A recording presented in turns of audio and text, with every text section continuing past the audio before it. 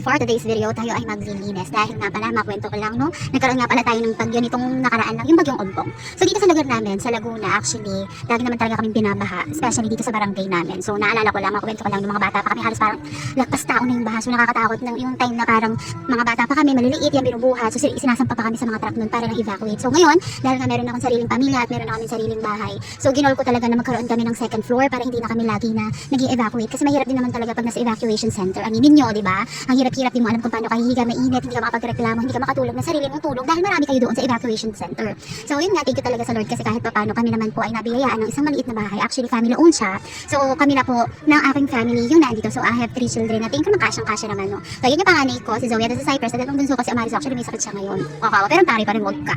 Anyway, excuse nga pala dyan sa nakikita yung mga labahin, no? Kasi yan yun yung mga labahin na hindi pa namin nalalabahan buhat pa ng magbagyo. So yan yung mga lumubog pa mismo sa tubig baha. So nandyan siya sa ilalim ng aking lababo para lang maitawid ko muna yung mga gamit-gamit na kailangan iangat that time. So ang hirap-hirap pala talaga kasi nung time na bumabagyo nga pala ng bagyong Ompong is naandun ako sa trabaho ko. So dahil nga may CCTV ako sa bahay, nakikita ko kung ano yung nangyayari sa loob ng bahay. So realization check.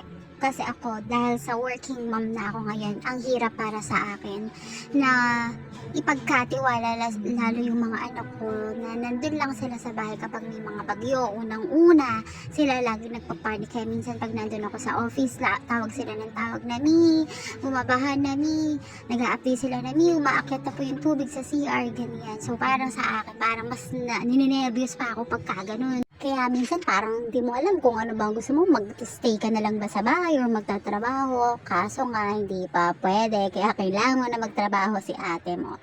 So anyway, so nakikita nyo ganyan, no? So nilagyan ko na pala siya ng kortina, yung green na yan. So medyo mahaba pa, so hindi ko bet yung ganyan. So tamang linis muna tayo ng mga electric fan kasi nuknukan talaga ng dumi. Yung tipong dumi na hindi mo inaakala na aabot na yata ng isang dekada.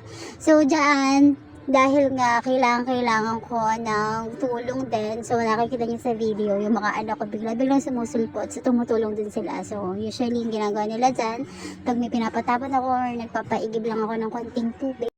To cut the long story short, actually natapos ko na rin yan. So nakapaglinis ako ng bonggang-bongga. Talaga namang satisfying mga mi. Gusto ko talaga yung bahay ko kahit maliit. Sobrang linis. Hindi naman sobrang linis. Maayos lang. As in yung wala ko nakikita mga sabit-sabit, walang mga kalat, walang dumi, ganyan. So talaga namang si ate mo allergic dyan sa mga dumi. So eto na yung nalabasan ng aking munting bahay. So nalagyan ko na rin ng carpet. And then yung muntik lamesa, nakasya kami. So, di ba nakakatawa? Ang sarap sa feeling. Ang sarap na higa. Ang sarap na tulog. Ang tipong okay na siya. So, after that, kumain na kami. Nakatapos.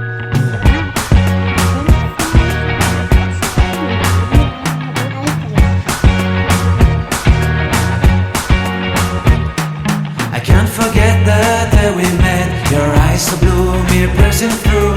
I can't forget the day we met. Your smile so bright, it made me swoon. Our love is like a summer's day, hot and endless in a magic way. Whenever I see you, all I can think is my summer love.